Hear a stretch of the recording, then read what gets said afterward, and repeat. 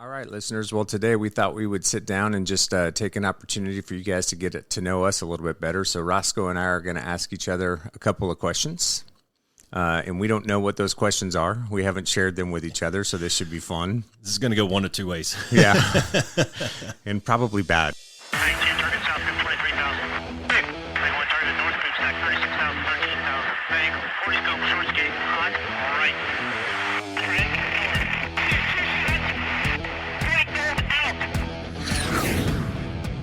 This is the Be One Change One podcast, where our mission is to help listeners define values, practice integrity, and inspire change.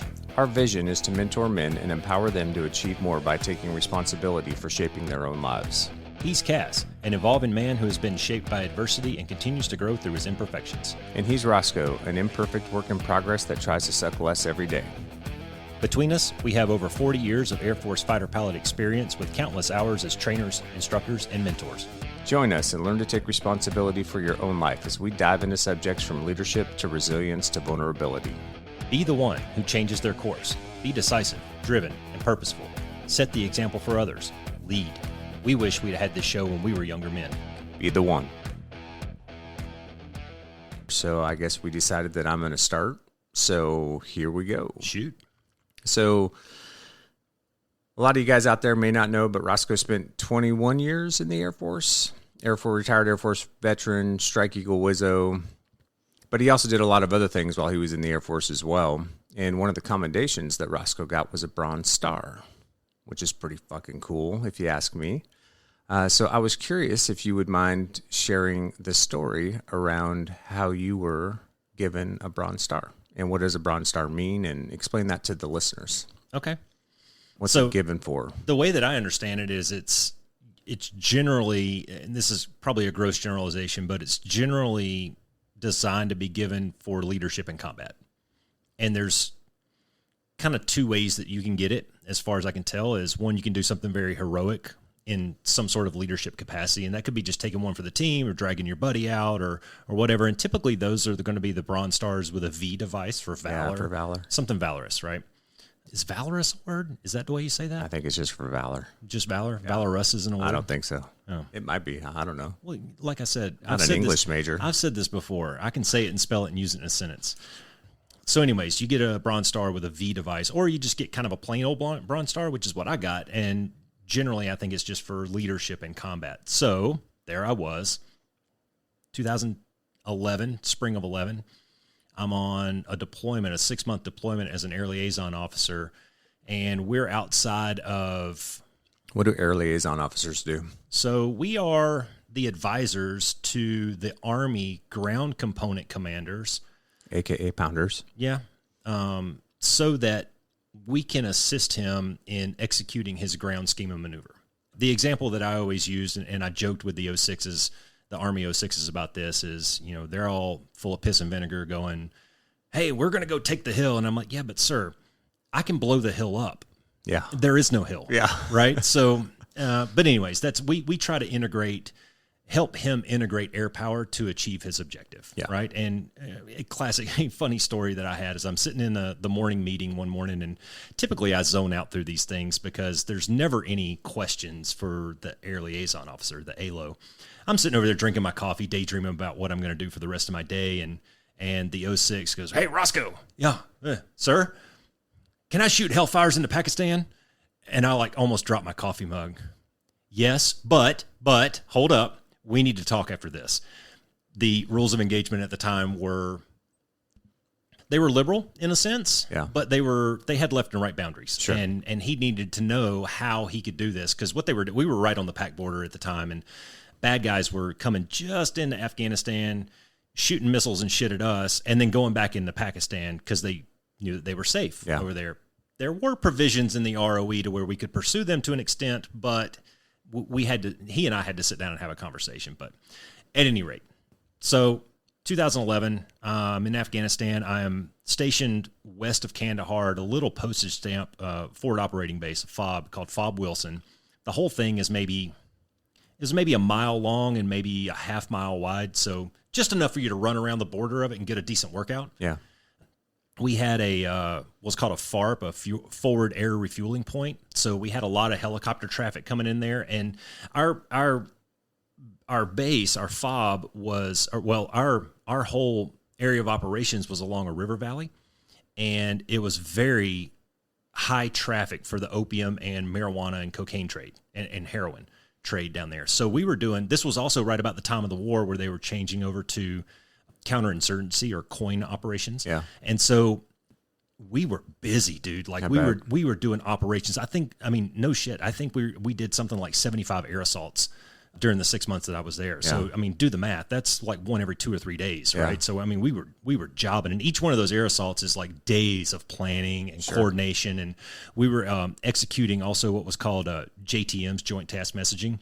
And so I was the lead on that, and I was coordinating a lot with the CAOC, the Air Operations Center over in Al Udeid, to do all the targeting for all of these pinpoint drops. So they would go out, the ground guys would go out and they would identify where all the bad guys were living, or where they were making IEDs, or their drug safe houses or whatnots.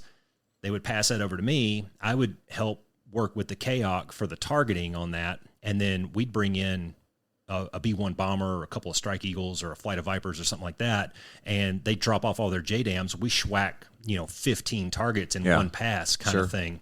And it's like, I don't know, there's like 20 people involved in the execution of this. And I remember standing up in the TOC. Our TOC was like a theater style TOC. That's a tactical operations center for those that don't know. I remember standing up in this thing and right next to the battle captain, and he and I just quarterbacking these whole things. And we maybe did 20 of those. I mean, it was pretty awesome. Yeah. Because it was just, it's just like bam, bam, bam. Things are hitting, The coolest one was we brought in 2 B-1s. They were opposing each other. One's going west, one's going east, and they hit 10 miles from the targets or so, and each of them checked 45 degrees right, so they check away from each other, open up their bomb bay doors, like 50 freaking bombs come out, and we're sitting in the TOC. This is like 2 o'clock in the morning. We're sitting in the TOC, and I thought the TVs were going to fall off the walls. And now these targets are, 15 kilometers away, but that much tryptanol going off at the same time. It was awesome, dude. That's cool. Yeah. So there was that, and then the heading up of all of those air assaults and all of those targets that we killed, and then just the normal day-to-day ops of leading my JTAC team.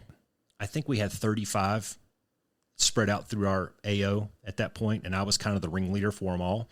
And then the swap out of the 2 different brigades. So when we were getting ready to leave in May that year, a whole new brigade was coming in with a whole new set of JTACs and ALOs and all that.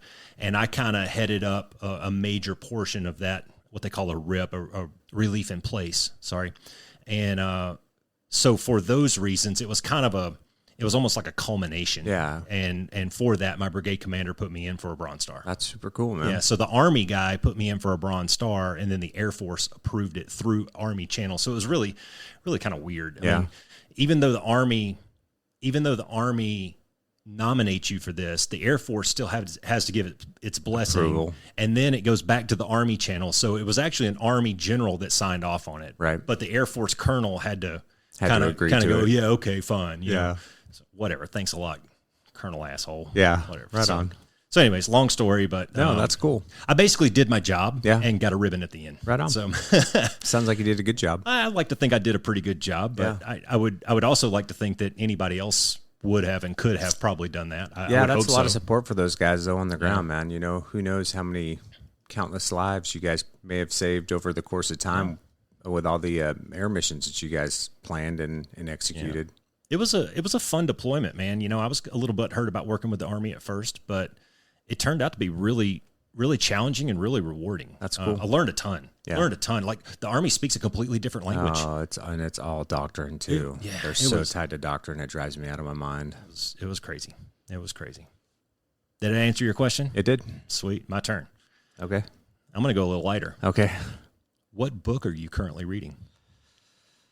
I just started a book called Primal Leadership. I don't have any idea what it's about yet, so I don't know if that's a good question or not, because no kidding, I just cracked it. So I just went on for 6 to 9 minutes. Yeah, you got to do better than that. I'm sorry, man. No, Primal Leadership. I can tell you about another book that I'm almost done with, but it's sci-fi. It's a great series. Okay. Yeah. for it. So there's this guy. His author. His name's Richard Fox.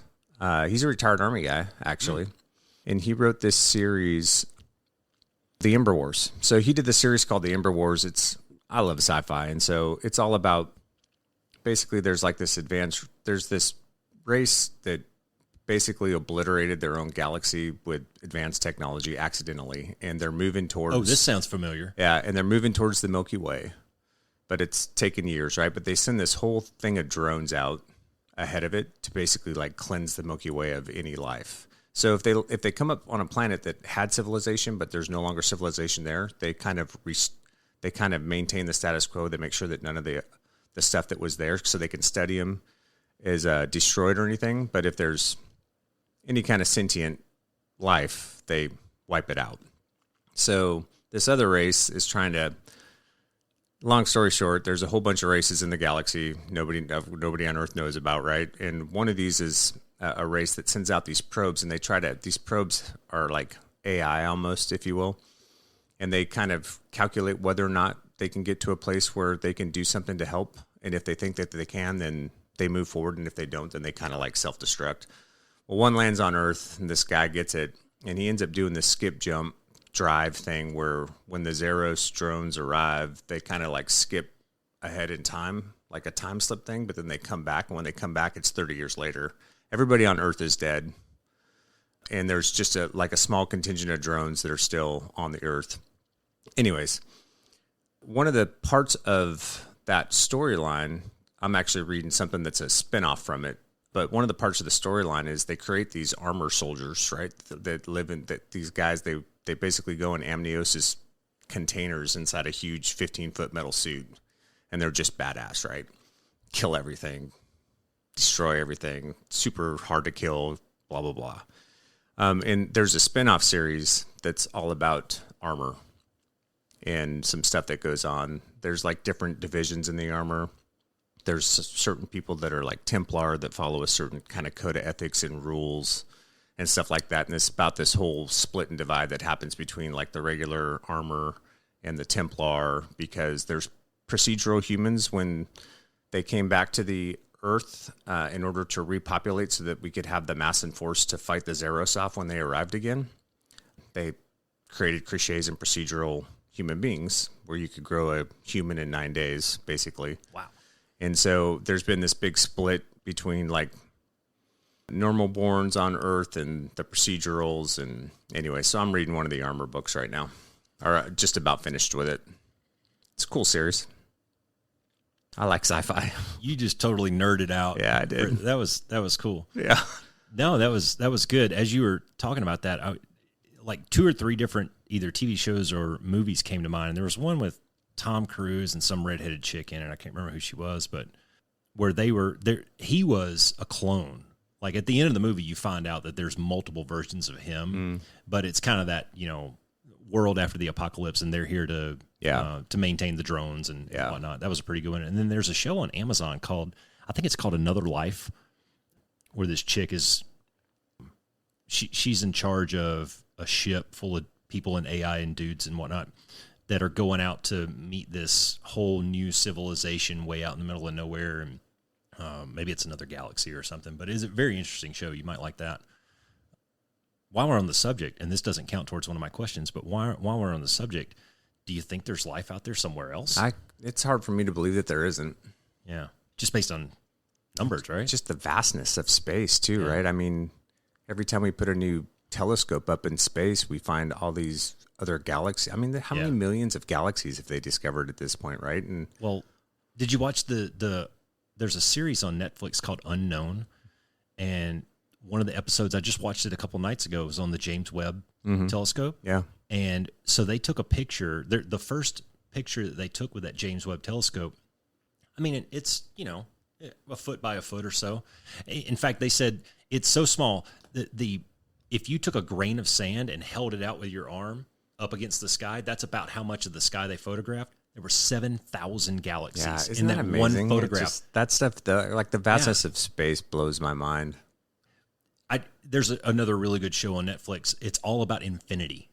the whole thing, it's like 2 hours just talking about the concept of infinity, and I can't get my mind around it. Yeah, for me, it's hard for me to believe with as vast as space is that there isn't some other blue orb circling around something somewhere that doesn't have some kind of sentient life on it. But that's just me. Well, I think the law of averages. Yeah. Kind of. I mean, you know, we're a little bit nearsighted, I think, in our, and maybe it's because we just don't have the fidelity to see there yet. But we're a little nearsighted in our search thus far. But when you take into account the amount of galaxies that are out there and the amount of stars in each galaxy and the amount of stars in those galaxies that have some sort of planetary, you know, something going around it. Yeah. I mean, the odds are. Yeah. Well, and the point there is there. stay curious, right? Because 80 years ago, we all thought we were the center of the universe. Yeah. And that's obviously not the case. Yeah. You know, and this is, we have some really good conversations, you know, not to go into religion and theology or anything like that, or creationalism or anything. But gosh, man, I mean, the things that we've found out in the last 2 centuries about us and the universe and where we are and how we fit and all that stuff. I mean, Copernicus, what was it, less than 1,000 years ago? He proposes to the church that we are not the center of the universe, and they like threw him in jail and killed him or some shit. I know, right? Crazy. And then like 100 years later, they're like, "Oh yeah, hey, you remember that Copernicus guy? Yeah, he turns out he was right. Yeah, our bad." You know, so it's one of those things where it's like, okay, we don't know now, but who's to say that we won't know in 50 years or something like that? All right, you ready for the next question? Shoot. All right, this one's a little deeper. Tell me about a time that you failed as a leader. All right, so I think this one comes down to, I'll go ahead and tell you what I think the root cause was, and then I'll tell you the story. I think this one comes down to immaturity and ego. Okay. When I was a young enlisted guy, well, that's not even true. When I was about a medium enlisted guy, I'd been in about maybe 5 years or so. I was an E5 at the time, and I made the next rank. I made E6, and they made me a flight line expediter, which is to say that they put me in a truck to drive around with a radio and basically coordinate all of I was the quarterback for all the maintenance activities on the flight line. Sounds cool. It's busy, and I liked it. Every day there was a new problem to solve. That's why I really enjoyed doing that job, is there was a problem. I had X amount of people to solve that problem, and it was like putting together a puzzle. And the puzzle was new and fresh every day. Problem was one of my chief resources, well, 2 of my chief resources was time and people. And the goal at the end of the day was to produce as many widgets as I could. And those widgets either came in the form of fixed full-up mission-capable jets or sorties flown, whichever shift you were on, utilizing the 2 resources that I had at my disposal.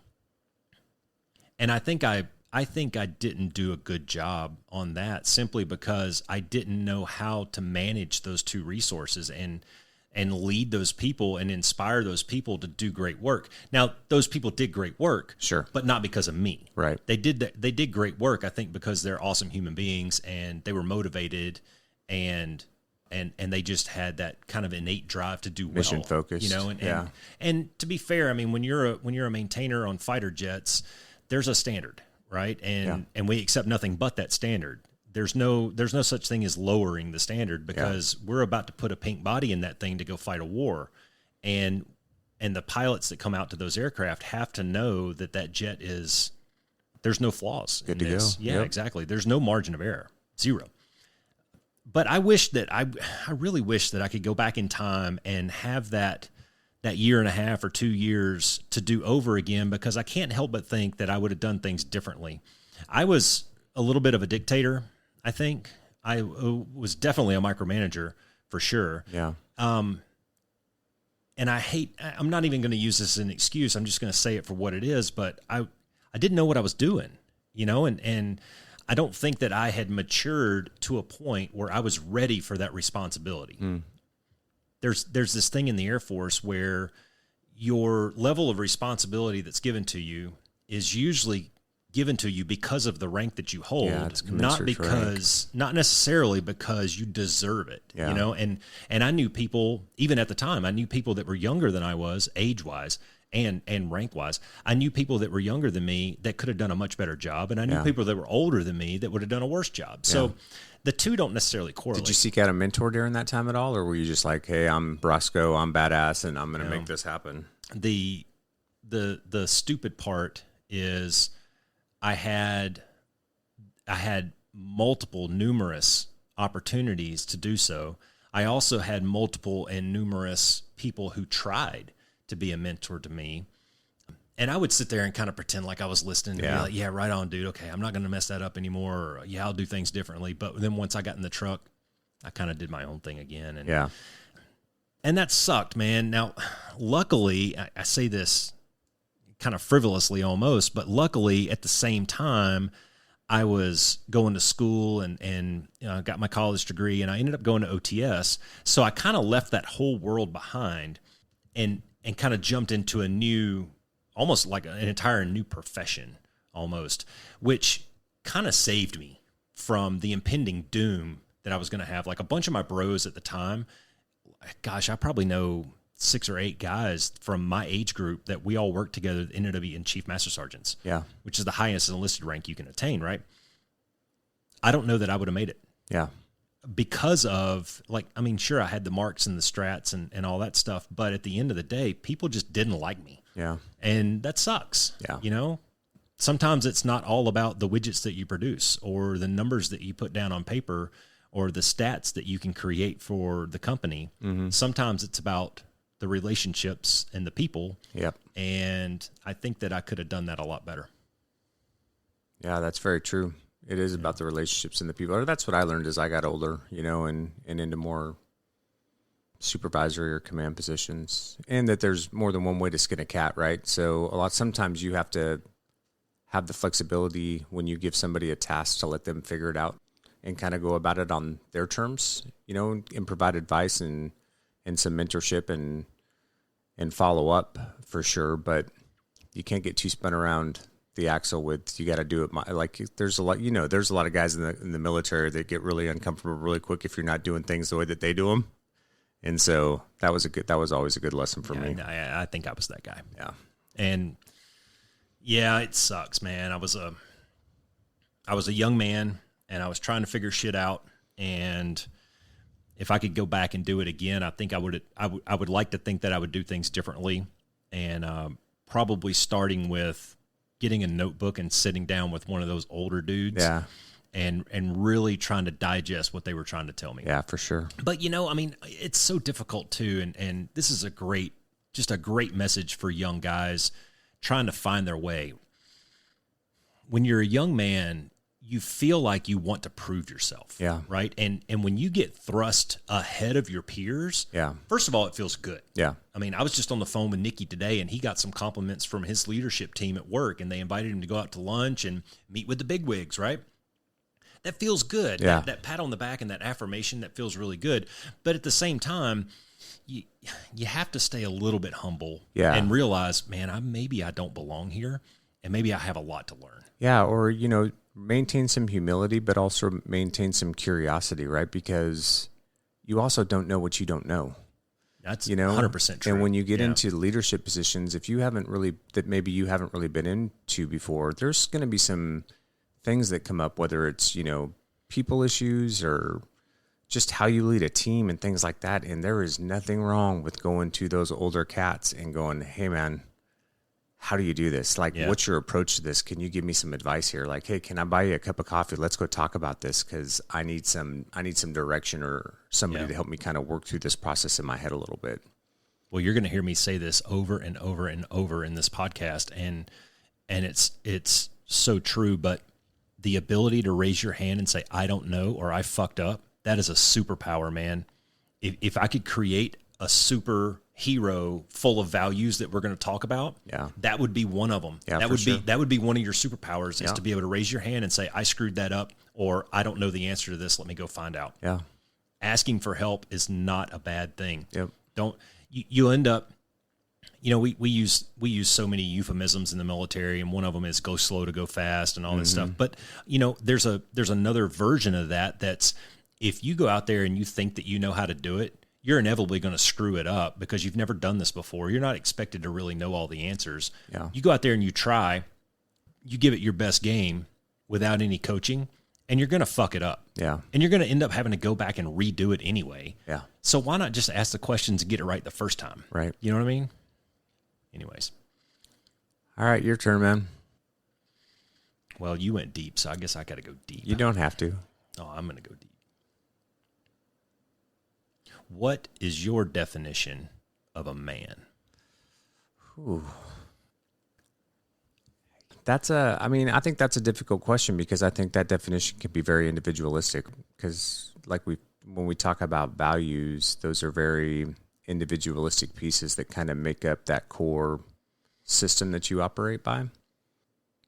But for me, I think too, right? I mean, I don't know. It's, I'm not a big ego fan. We've talked about, like the mantra at weapons school was humble, approachable, credible. I think that's a good place to start. I think you need to have a certain amount of humility. I think collaboration is important.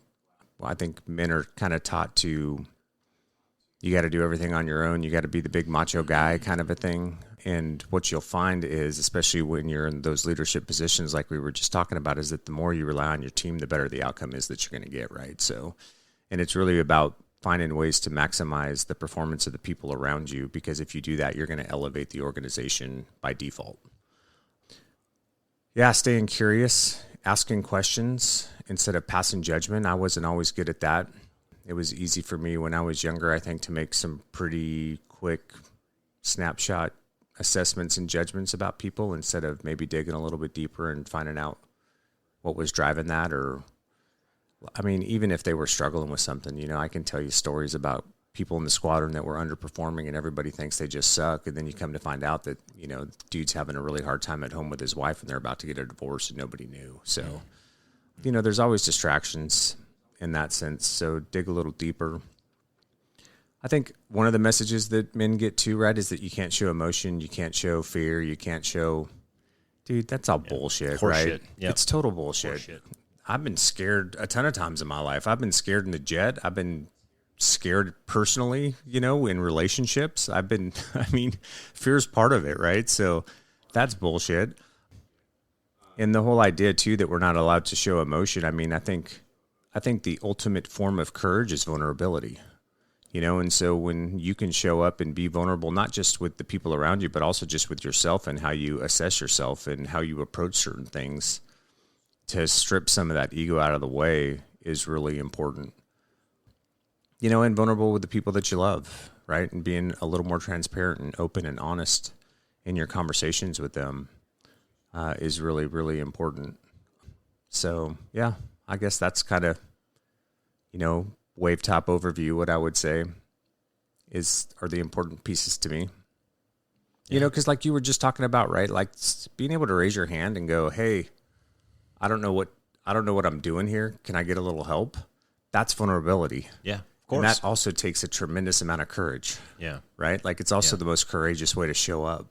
Yeah. So I think we find that a lot of these things that we talk about are circular. Yeah, they are. They're like one leads to another, or one can complement another, or one can counteract another. And talking about fear, and one of the ways that you can overcome fear is through courage. Well, how do you get courage?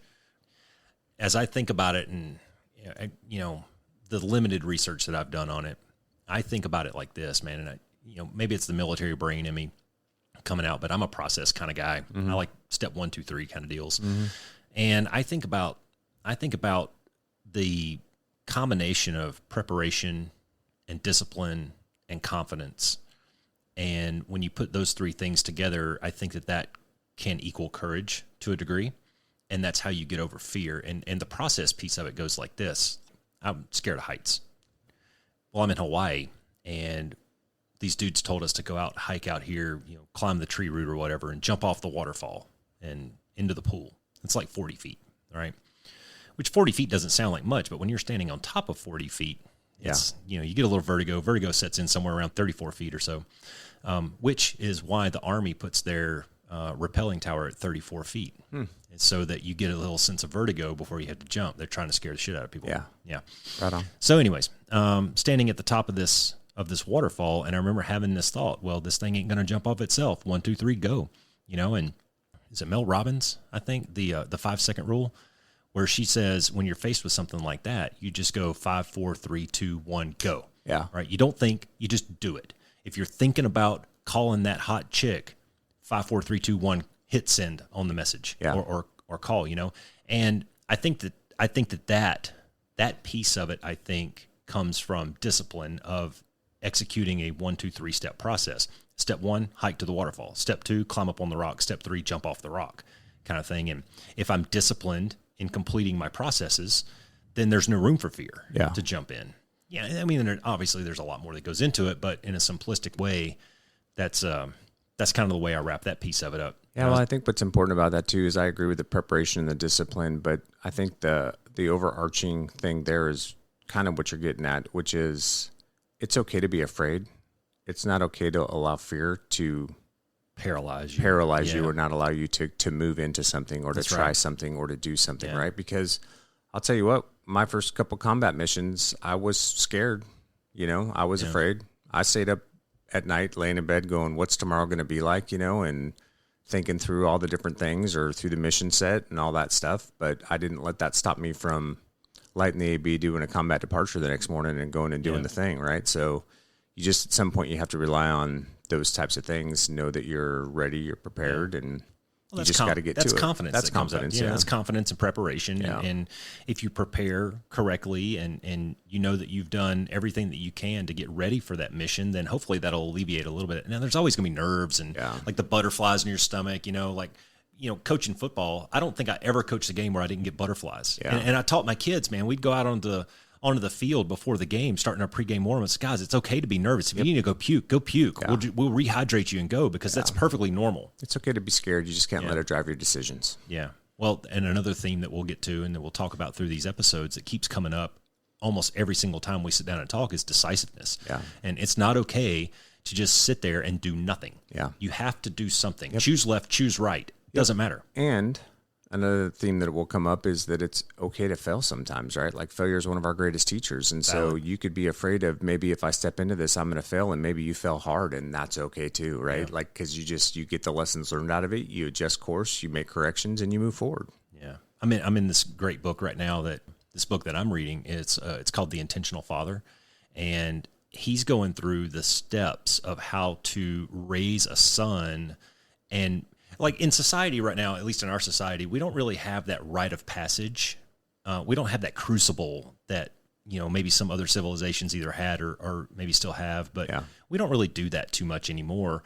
And so he's trying to give you some examples of things that you can do to teach what he believes is good, valuable traits to be a man, and things that I think make a good man are things like honesty and loyalty and effort and hard work and discipline and stuff like that. I think I'd like to hear arguments against those things as your definition of a man, because I would argue that you're not arguing what a man is at that point. You're arguing something else. But anyways. What a douchebag is, maybe. Maybe, yeah. Instagram influencer, I don't know. But what one of the things that he talks about is competence and confidence. And I wrote that down the other day and just wanted to ponder on that a little bit. Confidence and competence. And I think that a lot of the things that you were talking about and a lot of things that I just was talking about can maybe be summed up in just those two words. Yeah, for sure. I don't know. Confidence is good. Develop the skills to win, You have to prepare. You have to be disciplined. Mm-hmm. And there's a big difference between competence or confidence and cockiness, right? And that's kind of where you see guys that have the bigger egos but are usually very insecure in some way. Which is why they show up that way, but at least that's been my experience. Well, maybe they lack a little competence. Or confidence, honestly. Yeah. Well, either one. True. So, I think that those are all good. Yeah. That's cool. Maybe that'd be a fun one to deep dive into maybe in a later episode. Yeah, we should do that. Take a deep dive into what is manhood. Yeah, what is it about? What does it mean? Because, we kind of scratched the surface of, we were talking a lot of what I would consider maybe professional analogies, but we could really go down into personal or family. Yeah. You know, I mean, you and I have both been leaders, heads of families for a long, long time, and I know that we have some similar, but maybe some different points of view on what our roles are as the head of that family or the leader of that family. So that'd be fun. Yeah, I have to jot that one down for next time. Maybe we'll definitely do that. All right, that was 2. Okay, so first time you were shot at, since we're talking about fear. Okay. Well, this is going to be comedy. Okay, so there I was, knee deep in hand grenade pins in a porta potty in Afghanistan. Pants around my ankles. It's like maybe 2 o'clock in the afternoon. I'm dropping a deuce in a porta potty, and the whole fob starts to get shelled by mortars. Oh, no way. Yeah, so they used to, we had this tower in the middle of our fob that had a camera on top of it. And it looked like an old school TV antenna with a big camera on the top of it. And we could see almost our entire area of operations with that. I mean, you could read a guy's T-shirt from like 5 kilometers away. It was really high fidelity. But they would aim at that tower, and then they would just try to guess on the up and down to try to hit somewhere in the middle of the fob. Yeah. And for that reason, we had... Thank God they weren't good at what they did. Seriously, man. You know, you got to admire some of the genius that they had. Yeah, I mean, they were very to set these ingenious, for sure. To set these rockets up in the middle of a field somewhere and put it on a washing machine timer. Yeah. I mean, that's pretty genius, man. Yeah. For some redneck engineering, that's pretty good stuff. Yeah. But we had our fob was like a maze all around it. Like you would, if I sketched it out, you wouldn't believe the route that I had to take to get from my tent to the fob. And yes, I lived in a tent for 6 months. It kind of sucked, but it was a maze of these giant, like 15, 20-foot concrete barriers. Walls, yeah. And this is the reason, is so these mortars come in and they're kind of on a low trajectory. They're aimed at the tower and they're just guessing at the up and down. But the idea is they'll hit the concrete walls and not kill the people. You know, worst thing, you get showered by some rocks. Yeah. So anyways, there I am in a porta potty with my pants around my ankles, and the sirens start going off, and I can hear the whistle of the mortars going over me, and I'm like, oh, I am not dying in a porta potty in Afghanistan With my pants around so my I jump ankles. up, and I'm no shit. I don't have my body armor on, nothing. I jump up, and I've got my pants. I'm holding my pants up by one hand, and I'm running with the other one, and I'd like dive headfirst in the bunker, and I'm sure everybody saw my ass cheeks and everything, but that was the first time of many times that I got shot at by indirect fire mortars at my fob. That's awesome. Yeah, I'll never forget that one.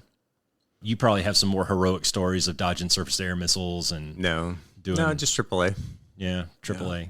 Do the kind of think skinny weave through it. Yeah. No, it was interesting. I do have a better story. I didn't get shot at, but I got hit in the head with a bullet. Oh, really? Thought that would get your attention. All right. So, as part of my learning process to learn how to better lead these ground pounders, I talked my leadership into letting me go out on a mission. And this is a very benign mission. It was almost comical, the mission that we were going on. We're going out, we're going to drive out of the fob, maybe like, 2 miles down the road, stay the night, get up the next morning, clear a village, and come home. Right. So we're staying one night, sleeping under the stars, which was epic. We slept on cots next to the truck and just stargazed until we fell asleep. It was great. Next morning, we get up, we go clear this village, and we found these giant piles of marijuana and heroin and all kinds of cool shit. And we arrested a few people, and it was great. And not a lot of work for us. We're there to call in air support, and this is a low threat thing. And we did have a accidental discharge. One of the Afghan nationals accidentally pulled the trigger on his AK. Luckily, he was like 50 steps in front of me, but that'll get your attention real fucking quick. Yeah, I bet it will. So anyways, we clear this little village, and it's maybe like 10 buildings or so, and they gathered up all the junk that they wanted to blow up. And there were some AK rounds in there and a couple other explosive, maybe like RPG rounds or something like that, and a whole bunch of heroin and a whole bunch of marijuana and stuff. And they put it in this big pile, and they do what's called a BIP, a blow in place. So EOD goes out there, and they line the whole thing with C4. Yeah. And we go over and we take shelter in this little. This was grape growing country, right? So they have these huts, and they're probably maybe 30, 40 feet long with maybe 10-foot high walls, and they're made of solid mud. So the walls are like 2 feet thick, and through these walls are drilled these like 2-inch holes, and they shove these sticks through them, and that's what they lay their grapes over to dry them out, kind of keep them sheltered, right?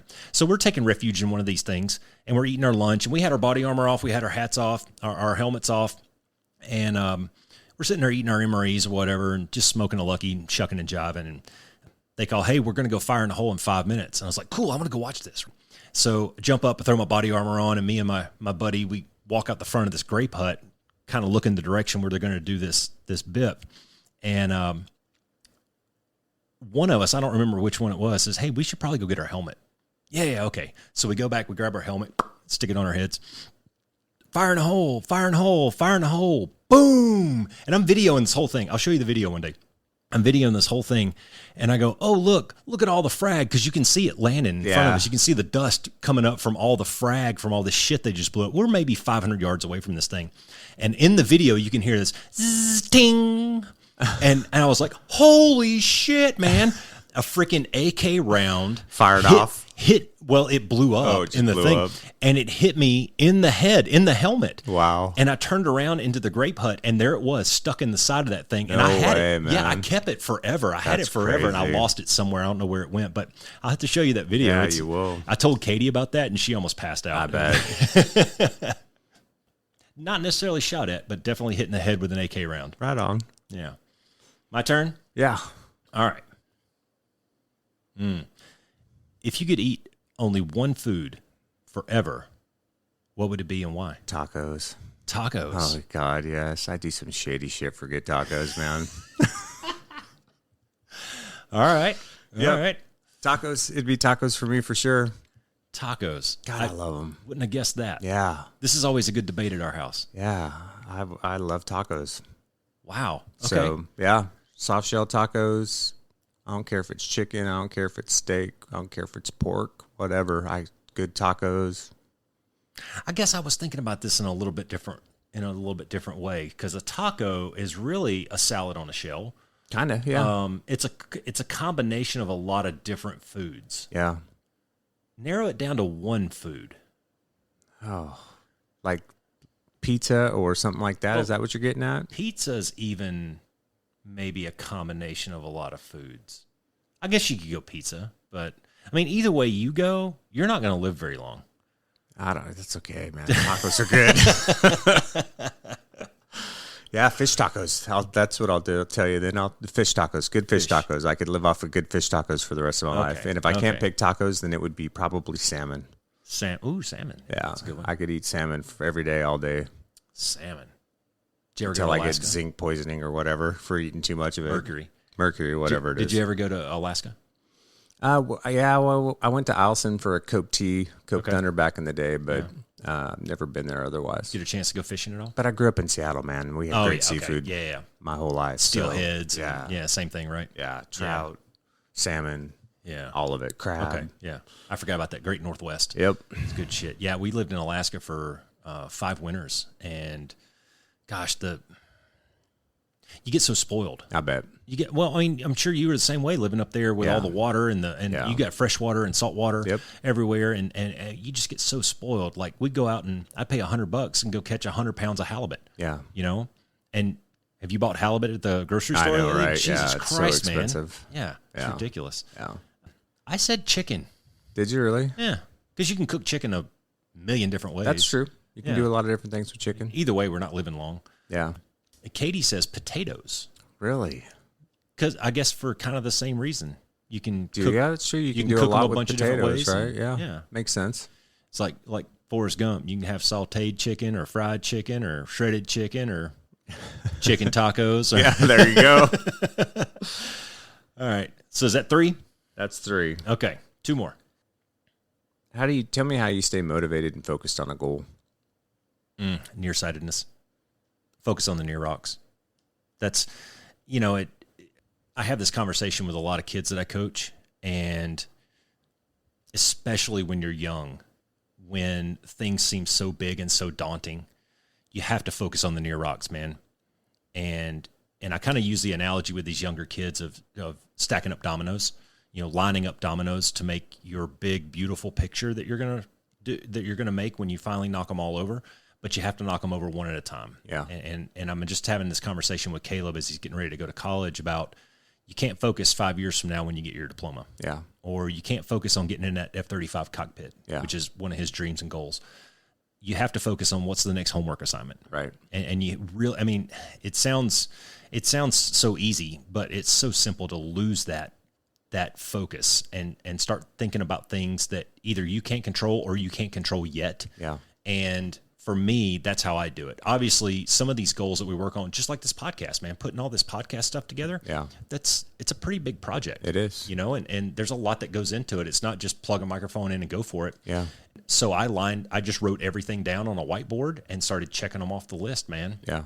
And it's really simple. It's not cosmic. It's focus on the front sights, man. Yeah, make a checklist and start working it. Yeah. What about you? Focus on fundamentals. Yeah, very, very similar. The motivation piece is, I think it's important, one, to make sure that you're setting realistic goals, first of all, right? But as long as they're realistic, that's just it, man. You kind of figure out what is the process that I need to go through to get there. Sometimes you got to ask some questions to figure that piece out. And then, make a list, start checking it off. If there's certain things that you got to learn or, kind of focus on the fundamentals, that helps you build what you were talking about earlier as far as the competence and the discipline and all of that stuff to be successful at it. And then you just keep pressing and don't take no for an answer, right? My first year I went to Embry-Riddle and I was in the aviation program. My first instructor at Embry-Riddle, we didn't get along very well. He told me I would never be anything more than a recreational pilot. Did that motivate you? Oh, hell yeah. Good. And I did 20 years in the S-16 in the military, was a weapons school graduate. I mean, did you obviously send him a hand he was drawing wrong, of a middle but finger? yeah, I should have. If I could find him today, I would. No, I wouldn't. Yeah. But yeah, so I mean, and that's the other thing, right? Just I don't listen to the noise. Yeah. When you're focused on a goal, especially if it's a big goal, you can't listen to the noise. There's going to be a million people that they're going to tell you can't do it or no, or just keep pressing, man. Well, you kind of have to be prepared to take an L sometimes too, and it's not all unicorns and roses. Nope. It's sometimes it's going to suck. Sometimes you get to get gritty. And I didn't catch it the first time you said it, but after you said it again, I noticed there's a word in your question that I didn't catch on, and it was motivation. And how do you say motivated? well, there's a difference to me between motivation and discipline, and I teach it to my boys like this: motivation will get you off the couch today. Discipline will get you off the couch tomorrow. All right. It's easy to be motivated for one time or maybe two times. And I just had a meeting with a guy this weekend who said he was talking about, I've been watching these YouTube videos to get me motivated to go and do X, Y, Z. Okay, that's great. But what we want to do is we want to replace that YouTube video with something inside of you that gets you up and gets you going. And for me, and this is just a personal thing, but I believe that there's two voices inside my head at any given time, and one's my apathetic voice and one's my empathetic voice. And your empathetic voice is the one it's playing to your feelings about how, hey man, you don't really want to go on that run. It's really hot outside. That's going to suck and you're going to get overheated and all that. But then there's my apathetic voice who doesn't give a shit about my feelings. Yeah. And I call them inner quitter and my inner champion. And I named these guys, right? So my quitter, his name is Stan, and my champion, his name is Jack. And I make it a game inside my head to still tell Stan to shut the fuck up. Yeah. So whenever I get that voice that says, I don't want to do something, or man, it's really cozy inside your house and, it'd be really cool to just veg and watch some Netflix. Yeah. That's Stan talking to me. Yeah. And this comes with a lot of practice and a lot of introspection and a lot of self-awareness that I've just built over time to be able to recognize those thoughts and that mindfulness of knowing that this is what's happening. Mm-hmm. It's my inner bitch that's talking to me and trying to talk me out of doing what I know needs to be done. And that allows me to have a conversation with Stan, tell him to shut the fuck up, and then me and Jack go get the shit done. Yeah. Right? So that to me is the difference between motivation and discipline. Discipline is going on between your ears. Motivation is an external type thing to get you going. Yeah, that's good, man. I like it. Sorry. These are the things I think about when I'm alone. All right. Number 4. What stage of life are you currently in? What are my stage options? I don't know. Do you mean like from adolescence Well, to? like, I think the way that I look at it anyway is my life has been kind of like chapters in a book. Yeah. So what chapter are you in now? Oh, probably the waning ones. Yeah. To a little bit. No. Getting towards the Yeah. denouement, if you Yeah, will. no. Well, I mean, the chapter I'm in is a place where in my life I finally have a lot of time back to a certain extent. Yeah. To focus on a lot more personal things that are important to me. Whether that's, family and investment in my kids or just relationships in general. Yeah. Like I haven't had the flexibility in life, especially in the military necessarily, to have the amount of time that I have now to do those things or to pursue, things that I'm interested in, like the podcast that we're working on right now, and finding ways to give back and to be a mentor to younger kids or younger men, and to find ways to pass on a few things if I can from the experiences that I've had in life and the lessons that I've learned, some of them through a lot of adversity. And so, yeah, that's kind of the stage I'm in now, man. Because of the job that I have and the fact that I only really work about half the month, if that, it gives me a lot of time back. Yeah. And that's been a great gift in some ways because it's allowed me to do a lot of self-inspection and personal reflection to kind of work on some things that I need to change about myself. It's allowed me to be a lot more present because when I was a younger man, I was very future focused because there was always something to achieve, a goal, a mission, whatever it was, right? And so I have to work on that a lot. And then relationships too, to focus on those relationships that are really important to me and to try to feed some time back into those things that I missed when I was younger. Yeah. I'm kind of there with you. I look at my relationship or I look at my duty to my kids in a different way now than I did maybe 3 or 4 years ago because they're older. My youngest just graduated. He's getting ready to go to college. Nikki's about to turn 21 and he's kind of getting his stuff together. And then Tyler's, 27? Yeah. About to be 27 and got a handful of kids. And, so they're, my role as a dad, as a father, as a, raising my kids, I think I've raised them. Yeah. And I don't think I'll ever be done being a parent necessarily, but I think I've raised them and I like to think I did a decent job. Sure. Time will tell on that. The world will give us feedback on whether or not that was true or not. So now I'm kind of in a position where I feel like I need to be an example to them because they're not going to be sitting around my living room for me to lecture them anymore. Sure. Katie and I are about to be empty nesters, which is an interesting chapter to enter. Yeah. I'm looking forward to turning that page, but I'm scared to see what it's going to say. Same. We talk about this probably 3 or 4 times a week. We talk about, in fact, she just put up something on Facebook today and it was a memory and somebody had taken a picture of me and her. We were watching one of the kids play baseball and we're sitting in those stupid fold up chairs. Uh-huh. And she and I are looking at each other, facing inward, looking at each other. And it was almost like we were reaching for each other's hands or something. And somebody behind us snapped this picture. So the baseball field's in the background with us kind of watching the field and everything. And it hit Katie today. She sent it to me separately, but it hit us both that for 20-something years. That's been life. We've been sitting on the sidelines watching these damn kids. Yeah. Rooting for them from the stands or being on the sidelines with them or whatever. And this is the first year that we don't have a ball game to go to. Right. And, oh, man, I don't know. Yeah. It's scary. It's like a blank page. It's like you're turning this chapter in the book and it's kind of blank. Yeah. It's definitely a transition. Yeah. It's gonna be way different. It's gonna be way different. I wanted to say something though. You were talking about, your transition from going from active duty to retired, and somebody said this to me a while back, where they said typically when guys retire from the military, specifically the Air Force, but they end up in one of 2 categories. You either get Captain America or you get Fat Thor. Yeah, that's very true. So I'm happy to report that I'm at least working towards being in the Captain America side of this bell curve and not the Fat Thor side. But how many people do you see that, they get out of the Air Force and they're like, woohoo, no more PT tests. It's pizza and beer from here on. Yep. Wow. They go sideways fast. Yeah.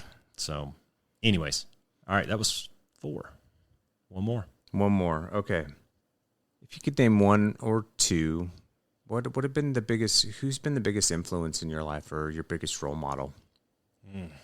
Like, is there any one or two folks that you've modeled yourself after over time, or that have just had that real impactful place in your life?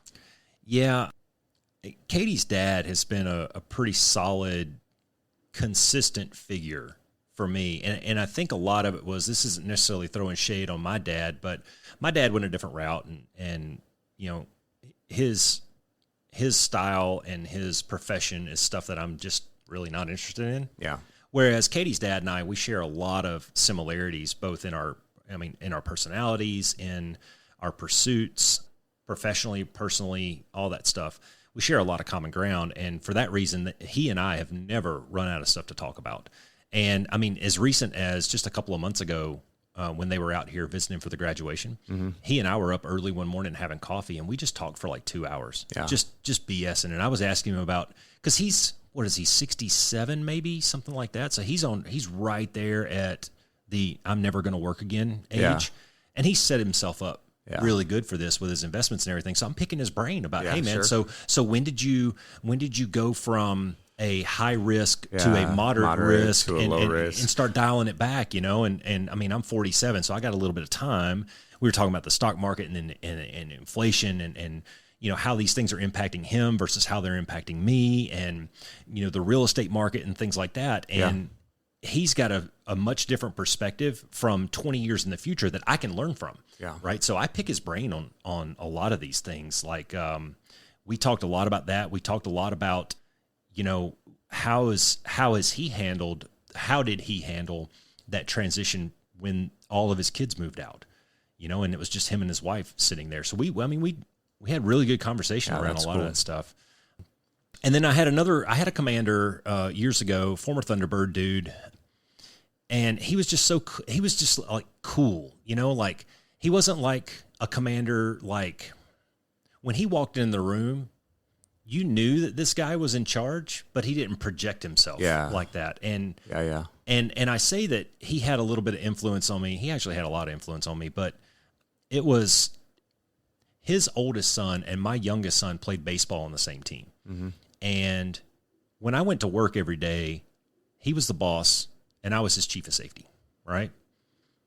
But that evening at 6:00, me and him would sit out in the outfield and chew sunflower seeds and solve the world's problems. Yeah. Almost exactly what you and I used to do in your office. Yeah. We just sit there and just talk, and it helped me realize that there's a big difference between Roscoe and Paul. Yeah. And I think that came at a really pivotal time in my personal progression, my personal growth, that I was able to separate those two and go, okay, I can do both, right? I can go to work and have my alter ego, and then I can come home and just be normal. Yeah. I don't have to carry around this persona all the time. Right. And I don't have to be this hardcore military guy around my family. I'm supposed to be fun. Yeah. You know what I mean? And I think that he really helped me turn that corner during those years. That was maybe, mid to late 30s or so. So I came to it late, but that's cool. But I got there. Yeah. So that's cool. I think what's cool about that story too is, so often I think we look for somebody to be in that role that's, like our dad, right? But I mean, my dad was a good man, but he wasn't a great father. I didn't learn a lot from my dad. And so I guess my point in saying that is, you'll find those people that you can set yourself up with, or that can be mentors to you, or that you can look to as examples everywhere. Yeah. Right. It doesn't have to be somebody necessarily that you're just close to, or that's in your family, or whatever the case may be. Right. Like they come in all shapes and sizes and from all kinds of different directions. So, yeah. And I like to use the analogy of kind of building the perfect superhero. Look to multiple people and take the things that you really like about each one of them and build your perfect mentor. Yeah. Through a company of people. Yeah. And I'm not trying to throw shade on my dad or anything, because he taught me a lot. He taught me the value of hard work and family and dedication to a cause and all these things. But when I got into manhood, I joined the military when I was 20, so I wasn't around my dad when I was kind of in that transition period through my mid-20s into manhood and stuff, I had met Katie, and I spent a lot more time, I think, with her dad than I did with my dad, and that's why I threw that out there. It wasn't. I'm not throwing shade on my dad necessarily, but now my dad and I disagree on some things for sure. We've definitely had our moments together. Sure. He's much more of a passive person. I tend to be more kind of in your face and tell it like it is, where he's more Really? no. Say it isn't so. Where he's just a little more passive about things, and I don't personally. That doesn't attract me. Okay. You know. Whew. What do you do to maintain your mind, body, soul balance? So for me, it is working out. That's really important to me. That helps with all kinds of things, from one, just staying healthy and staying in shape, to stress relief, you name it. I do a lot of reading. I enjoy reading. It's kind of a quiet, alone time for me, if you will, where I can just get into a good book and learn something new to try to continue to, challenge my mind, challenge myself, and move forward in those respects. And then for me, and we'll talk about this in the podcast a bunch too, because it's going to come up over and over again, because it's a theme that I think everybody struggles with, but it's, finding balance and between those things, right? So it's not just like, hey, I can do a couple of these little things and then boom, I'm going to be in alignment. Like, I'm not always in alignment. I'm not always in. So I have to try to find balance between my professional life, my personal life, the relationships that I have, how I show up for people. And then you have to try to figure out what those things mean to you, right? So like you and I have talked about this. I mean, I even told you guys this when we were in the 425th together. I'm an introvert. So at the end of a long week on Friday night, going out to me sounds exhausting.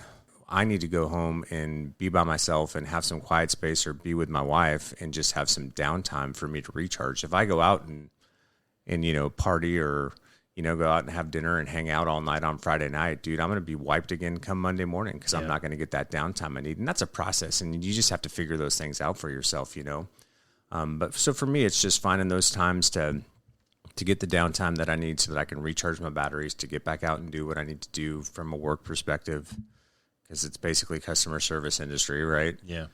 And then finding those things that keep me engaged. I mean, one of the reasons that I reached out to you about this podcast is because I needed something to help intellectually stimulate me. There wasn't, I'm not solving the world's problems every day anymore like we were doing in the Air Force, and flying a 737 ain't that hard, right? So So it's just finding those different avenues to keep yourself engaged, but then also provide that balance to give yourself the downtime that you need to recharge the batteries when you need to, as you kind of move through it all. Yeah. Does that make sense?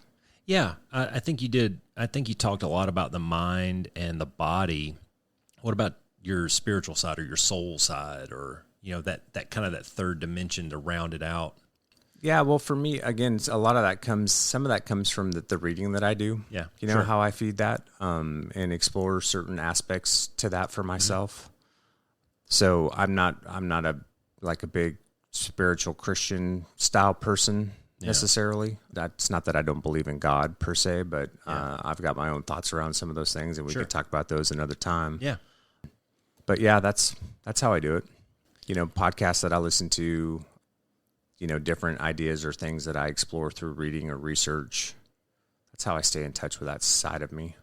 Yeah, I think that there's probably a common misconception, at least from my perspective, that when I say mind, body, soul, or mind, body, spirit, that people automatically associate that with religion and God and things like that. But I'm not really talking about that. Okay, yeah. So I know where you're getting at now. So how I fulfillment, I feed my spirit these days really is by how I show up for people. Yeah, that's good. And how I help out, right? Yeah. And when I can provide support for a friend or direction for maybe somebody who's struggling. I was talking to you about a guy that I flew with recently who's going through a whole bunch of difficult decisions in his life, and we were able to do a whole values exercise to kind of help him get down to the nitty gritty about who he really is and what he really believes in. And that's my hope is that helps give him clarity with some of the decisions that he's facing and has to make. So yeah, that's definitely how I I feed that soul/spirit side of myself now. Yeah, I think it's important, and it's so easily overlooked. An example is, for about the last 3 weeks, we've had this heat wave going on. Yeah. Here, and so I've been getting up at 5 a.m. to get my walk in. I grab my little weighted vest and I go on my 45-minute walk in the morning. And after, I don't know, it took me about 3 days to really recognize and internalize that, man, I'm getting to see the sunrise every day. Yeah. And now I kind of, after 3 weeks, I'm kind of looking forward to it every morning, you know, because it's just that, I don't know, it's that little moment of just, man, this is really cool. Like this morning, there were some clouds up in the mountains, and the sun was kind of reflecting off of them. And if you've never seen the silver lining around a cloud, it's fucking awesome. Or just the colors. too. And we get some of the best sunrises and sunsets around here. I like going out in my truck or my Jeep or something, just going down a dirt road and listening to some country music. Yeah, and it kind of, I'm a country boy at heart. I do pretty good living in the city, but every now and then I got to get out and just blast some country music, man, and kind of get right with my soul a little bit. Get back down to my roots. Sure. And then kind of like what you said, kind of recharge, reset the batteries a little bit. And then I'm good for about another month or 6 weeks or so before I need to do it again. Yeah. During riding season. So starting in about October or so, it'll be just about every weekend. Yeah. We'll be out cruising the trails. And I love to be out in nature. I think that is probably, for the listeners, man, if you need some grounding, or you there's need a lot to of just research that supports that. I love to get out in nature, man. Listen to the leaves. I've told you about the 12-hour walk thing that I went on, where all I heard for 12 hours was the crunch of my feet on the gravel. I mean, it's cathartic, dude. Yeah. And just like exercise kind of gives you a chance to zone out sometimes. Right before I came over here today, I did a 30-minute workout on a treadmill, and I wasn't thinking about anything else. It was just my steps, focus on my breathing, and that was it. And I think that's a really good way to just clear your plate just a little bit. Do something really hard, or get out there and do something that just kind of gets you by yourself for a little bit. Out of the busyness and the craziness and the attachment of everything that we have in life. That balance is so huge, and the mind, body, soul, kind of that three-legged stool analogy that we use, that balance. I can go out for a walk or a jog and listen to a good book that stimulates my spirit and get all three of those at the same time. I've it's taken a long time to get to that point. Yeah. But there are ways that you can do this and not have to spend, like an inordinate amount of time on each one. Yep. You can combine these things, man. And listen to a good podcast while you're running on the treadmill. You're knocking out all three. That's right. Yeah. Yep. All right, man. Well, anything else to add? No, that was fun. That was fun. That was fun. You know what? So like 6 months from now, we need to do this again. Yeah, probably. And try to. I'm going to save this so come up with different questions. Sure. And, that was a fun little exercise. Yeah, and for the listeners out there, we hope you guys enjoyed it. It was just an opportunity to have a little bit of a lighter discussion, give you guys an opportunity to get to know us a little bit better, because we're going to have some deeper subjects that we talk about in the podcast that are going to take a little more thought and attention and self-reflection. So anyways, that's all I got. What about you, Roscoe? Be the one. Be the one. Thanks for flying with the Be One Change One podcast. If you got something out of this show, then be the one and share it in your circles of influence. You can be our wingman through our website at www.be1change1.com. That's be and the number one, change and the number one.com. We invite you to be the one and join our fighter squadron on social media at Be1Change1 on Facebook, YouTube, and Twitter. You can follow us at Paul Roscoe White on Facebook, Instagram, and LinkedIn, as well as Roscoe's website, www.paulroscoewhite.com. You can email us from the website, and please leave comments, share, and ask questions, or leave ideas of things you would like to discuss on future podcasts. Most importantly, be the one that helps us win the algorithm by leaving a review on whatever platform you're listening on. Thanks for joining. Until next time, be the one.